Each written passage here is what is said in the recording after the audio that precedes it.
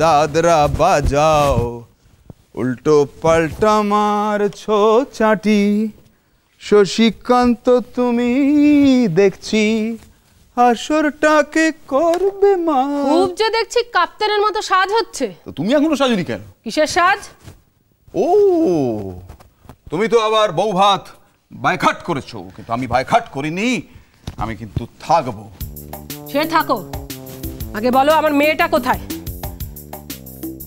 তোমার জামাইয়ের সঙ্গে। আমার তুমি কি ভাবলে আমি জিজ্ঞেস করবো আমার জামাই কোথায়? কখনো না। তাহলে মেয়ে কোথায় সেটা খুঁজেও পাবে না। খুব যে দেখছি পাখনা গজিয়েছে তোমার। না না না, আমার পাখনা গজায়নি, তুমি তোমার রাগের পাখনাটা একটু ছাঁটো আর ওদের মেনে নাও। কখনো না। কমলা যেটা না বলে সেটা নাই থাকে, তোমার মতো হ্যাঁ হয়ে যায় না। স্বদেশও যেটা না বলে সেটা নাই থাকে, কোনোদিন হ্যাঁ হয় না। তাই আমার মুখ থেকে তোমার মেয়ে কোথায় সেটা জানতে পারবে না। ঠিক আছে, একটু পরে বাড়িতে লোকজন আসবে তো, তখন দেখো আমি কি করি। এই মেরেছে না, শোনো শোনো শোনো, এই বাবা শোনো শোনো শোনো, আমার কথা কিছু করতে করতে যাও না। বেরো বেরোচ্ছি বেরোচ্ছি বেরোচ্ছি বেরোচ্ছি। তুমি শোনো কমলা, কমলা আমি কিন্তু দিব্যি দিয়ে গেলাম। শোনো, দিব্যি দিয়ে তুমি আমায় আটকাবে? আরে বাবা দেখো আশ্চর্য কথাবার্তা। এই শোনো, আমি বলছিলাম যে দিব্যি দিয়ে তোমার আটকাতে পারবো না, আমি জানি, ভালো করে জানি, কিন্তু তুমি কিছু করে বসো না তাহলে। বেশ, আমি কিচ্ছু করবো না, আমি এখানেই থাকলাম, তুমি যাও। হ্যাঁ যাচ্ছি যাচ্ছি, কিন্তু ওই যে মাসিমা পিসিমা জেঠিমা কাকিমা এরা যদি তোমার ব্যাপারে কোনো প্রশ্ন করে কি বলবো? বলবে কমলা মরে গেছে। যাও। ও তাই বলবো? এইটা কি বললে?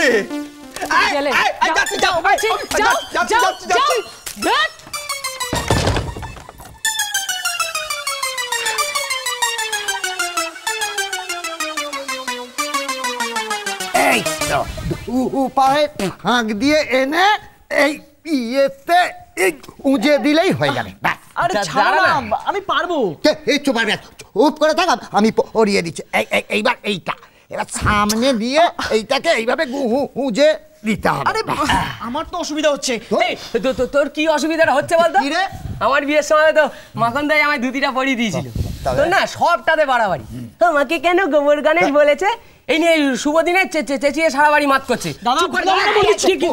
খুলে যাবে। ছাড় না, উজা তো ছাড়। সবাইকে দেখো সত্যি কথা বললে নিতে পারে না কেন? কি হলো আবার মুখ আলো হয়ে গেল কেন?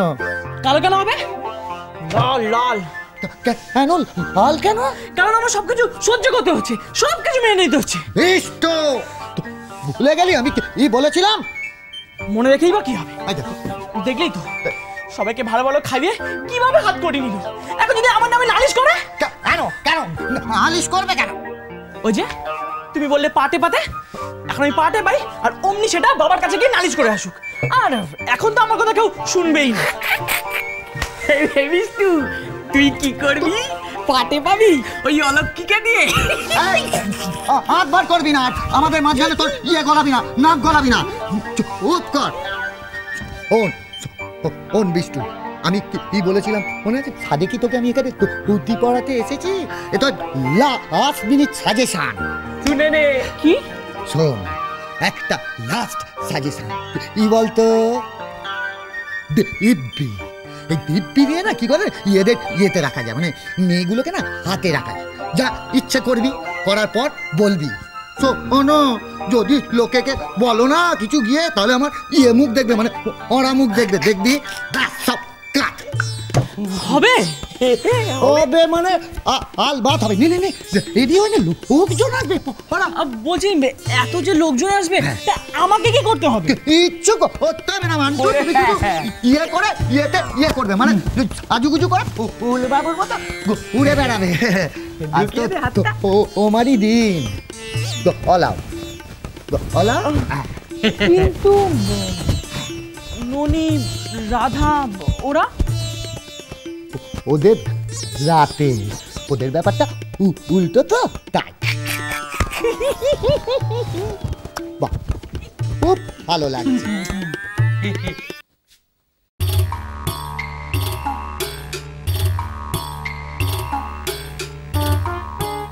এই নে মা, আমার কথাটা শোন, এই শাড়িটা পরে নে।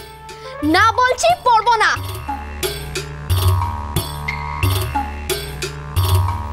ও গিন্নি, মেয়েকে তো বোঝাতে পারছি না, তুমি একটু বোঝাও না। কাকে বোঝাতে বললে? ঠাকুমাকে? ঠাকুমা বোঝালে তো আমি আরোই পড়বো না, কখনো না, কোনোদিনই না। ও আচ্ছা, ঠিক আছে ঠিক আছে, তুমি ফ্রেমে বন্দি হয়ে থাকো, তোমার কিছু করতে হবে না, বলে দিস। নে এবার পরে নে। না, হস্তে হস্তে।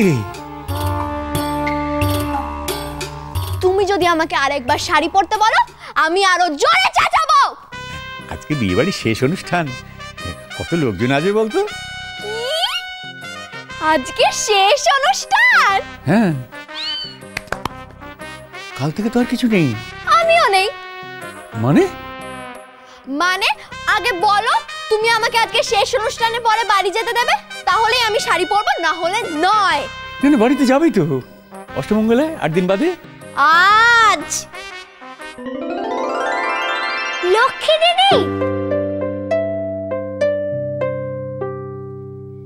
পুটি তুলসী তোরা, আয় আয় আয় আয়।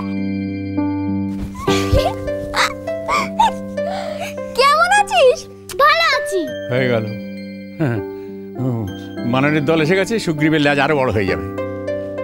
আচ্ছা লক্ষ্মী দিদি, এটা তোর ঘর? কেন রে? অগোছালো, একটু গুছিয়ে রাখতেই তো পারিস। এই, আমার ঘর অগোছালো? লক্ষ্মী দিদি, তোদের বাড়িটা কত বড় রে, মিনি দিদির বাড়ির থেকেও বড়। আচ্ছা হ্যাঁ রে, মামা আসেনি? এসেছে তো। মামিকে নিয়ে এলি না কেন? এই তো আমি।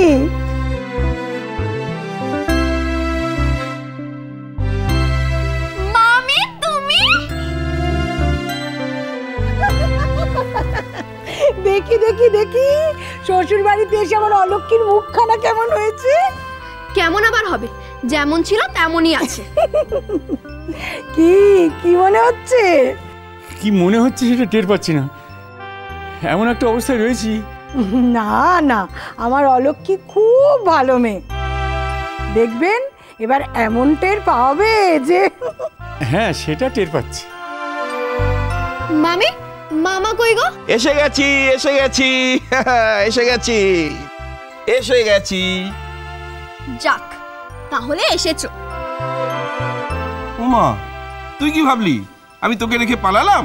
পালাতেই পারো, কিন্তু আজ আমি তোমাকে ছাড়বো না। আমি তোমাদের সবার সঙ্গে বাড়িতে যাব। কি কি করবি তুই? কেন মামি, বাড়িতে যাব। খবরদার বলছি অলক্ষী, এই বাড়ি ছেড়ে যাবার কথা তুই একদম মুখে আনবি না। এই বাড়ি ছেড়ে তো যা চলবে না। মামা, তুমি আমাকে নিয়ে যাবে না তো? ওমা, তুই এখন কি করে যাবি? যেইভাবে এসেছিলাম সেইভাবেই যাব। না না মা, তা হয় না রে লক্ষ্মী। হয় না তো? তাহলে তোমরা এখানে এসছো কেন? বারে, আমরা তো তোর বউ ভাতে এলাম। বউ ভাত খেতে এসছিস তো? ঠিক আছে, যা যা, বউ ভাত খা। যা, বেরো বেরো বেরো বেরো বেরো বেরো বেরো। মামা মামি তোমরা বেরো বেরো বেরো। না বেরো না বেরো বেরো বেরো। মেয়েটাকে নিয়ে না। কি হলো, তুমি দাঁড়িয়ে রইলে কেন? বেরো বেরো। কি হলো, বেরো।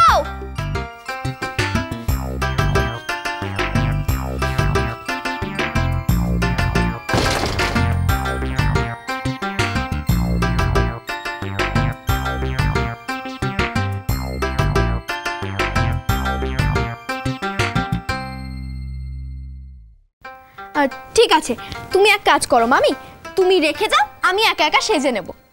সে কি রে, একা একা? তোমার অলক্ষী পারে না এমন কোনো কাজ আছে নাকি? তুমি জানো না? ঠিক সাজবি? ঠিক। তোমার কথার অমান্য আমি করতে পারি নাকি? বেশ, তাহলে তাহলে তুই সেজে নে, আমি ওদের গিয়ে বলি। হ্যাঁ,